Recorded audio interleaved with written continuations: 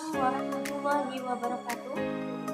Alhamdulillahilladzi anzala al-Qur'ana ala 'abdihi liyakuna lil 'alamin basyiran wa nadhiran.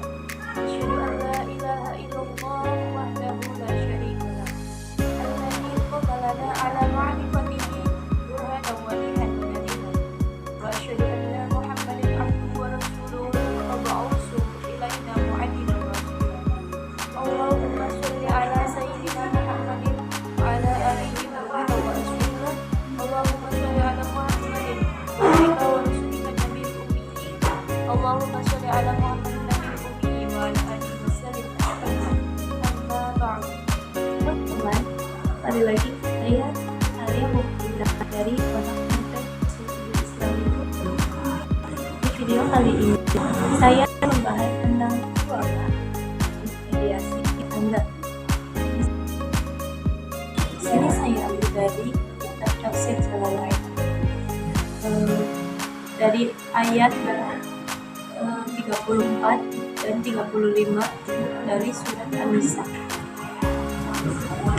Surat An-Nisa adalah surat keempat dalam Al-Quran dan memiliki banyak ayat yang berbicara tentang hak dan kewajiban rumah tangga, khususnya dalam konteks keluarga. Dua ayat ini yang akan kita bahas hari ini itu ayat 34 dan 35 yang menggambarkan struktur kepemimpinan rumah tangga dan cara menyelesaikan konflik rumah tangga atau suami istri. Kita akan menelusuri maknanya melalui tafsir Jalalain yang merupakan salah satu tafsir ringkas dan populer dalam khazanah tafsir klasik. Di sini saya akan membacakan ayat 34 hingga 20 yang berbicara tentang iwama.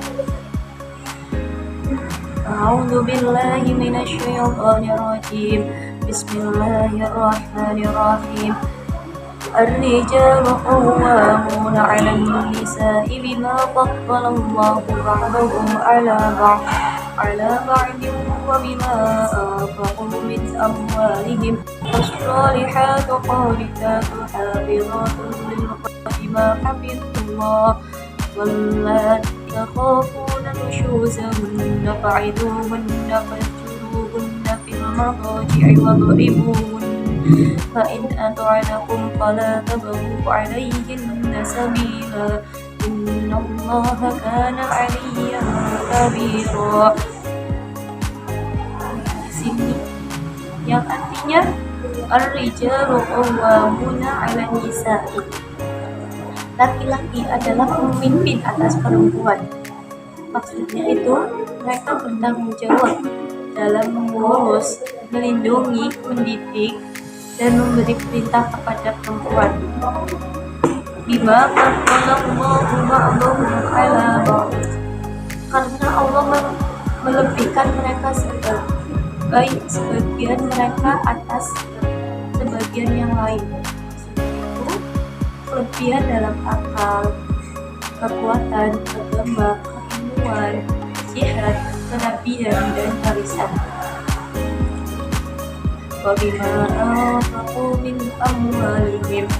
Dan karena mereka menafkahkan harta mereka, maksudnya itu mahar atau nafkah sebagai bentuk tanggung jawab finansial. Washolihatu qanitatu, maka perempuan yang soleha adalah yang taat kepada Allah dan suaminya.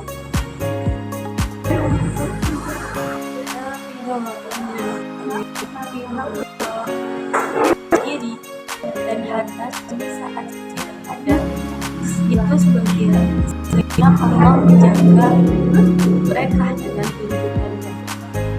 Wallati takhafuna nushuzahunna, perempuan-perempuan yang kalian khawatirkan kemarahannya atau nusyuz. Fa'iduhunna wahjuruhunna fil madaji'i wadribuhunna, maka nasihatilah mereka, pisahkan tempat tidur mereka, dan jika perlu pukullah dengan pukulan yang ringan, menyakitkan. Fa'in ata'nakum fala tabghu 'alayhinna sabila. Jika mereka telah taat, maka janganlah mencari alasan untuk menyakiti lagi. Innallaha kana 'aliyyan kabira. Sesungguhnya Allah Maha Tinggi dan Maha Besar.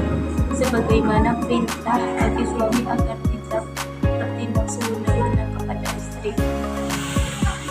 Kesimpulan dari ayat 34 ini ada dua, yaitu kelebihan fitrah dan bertanggung jawab dalam syariat. Yang kedua, kewajiban memberi nafkah. Namun suami tetap diwajibkan memimpin dengan adil dan kasih sayang, bukan dengan kekerasan atau kezaliman. Jika istri nusyus, ada 3 langkah yang dilakukan. Sebelum saya sebutkan 3 langkah, apakah kalian tahu apa nusyus? Nusyus adalah hak istri terhadap suami. Ada 3 langkah yang ditentukan, yaitu yang pertama, nasihat. Maka ketika istri nusyus itu harus dinasihati terlebih dahulu, lalu ia pun bisa berjalan. Yang ketiga, pukulan. Maksudnya pukulan ringan itu tidak menyakitkan dan hanya dalam kondisi darurat, dalam sebagai simbolik, sebagai teguran simbolik, bukan kekerasan. Lalu ini ada catatan penting untuk kalian semua, yaitu kiwama bukan berarti suami berhak menindas, tapi justru membebani suami dengan amanah besar untuk memimpin secara adil dan penuh kasih sayang.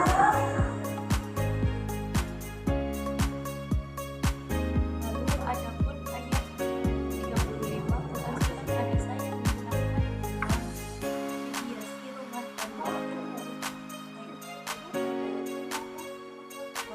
A'udzubillahi minasyaitonir rajim. Bismillahirrahmanirrahim.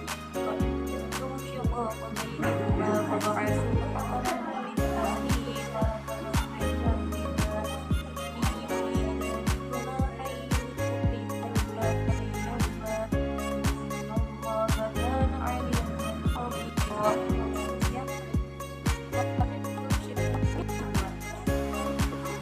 Jika kalian khawatir akan terjadi perpecahan antara suami dan istri, fab'athu hakaman min ahlihi wa hakaman min ahliha.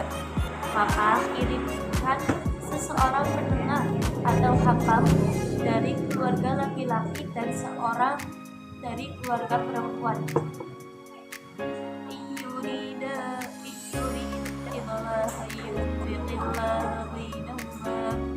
Jika keduanya hakam menghendaki perpecahan atau jalan keluar dan damaian. Innallaha kana 'aliman khabira. Sesungguhnya Allah Maha mengetahui dan Maha waspada terhadap niat mereka. Lalu ada tujuan utama dari ayat 35 ini, yaitu yang pertama, mencegah perceraian secara tergesa-gesa. Yang kedua, mengutamakan rekonsiliasi dengan pendekatan kekeluargaan. Yang ketiga, menekankan bahwa niat baik adalah kunci turunnya pertolongan Allah. Lalu adapun prinsip-prinsip yang bisa kita petik dalam 2 ayat tadi, yaitu ayat 35 dan 36. Yang pertama itu, pemimpin bukan privilege tetapi tanggung jawab. Suami sebagai pemimpin itu harus adil, mendidik, melindungi, dan memberi nafkah. Yang kedua, bukan bawahan, tapi mitra. Ayat juga menyebut perempuan solihah sebagai penyangga utama rumah tangga yang menjaga amanah suami. Yang ketiga, konflik tidak langsung diceraikan. Islam mengajarkan langkah-langkah tertahap dan bijak, nasihat, pisah ranjang, dan jika perlu mediasi rumah tangga. Yang keempat itu mediasi, yaitu solusi kolektif. Peran keluarga dan orang bijak sangat penting dalam menjaga keutuhan rumah tangga. Lalu ayat 34 dan 35 dalam surat An-Nisa menyampaikan pesan penting. Rumah tangga yang sehat membutuhkan kepemimpinan yang bijak, bukan otoriter. Yang kedua itu konflik rumah tangga seharusnya ditangani dengan hikmah dan keterlibatan keluarga, bukan dengan emosi kekerasan. Tafsir Jalalain memberikan jelas tentang dalam yang bisa dikembangkan untuk menguatkan nilai-nilai tanggung jawab kita secara spiritual dan pentingnya komunikasi dalam pernikahan. Dua hak. Lalu lanjutan dari itu ada tujuan pesan penting dari surat 24 dan 35 yang ketiga, dua hakam yang adil diurus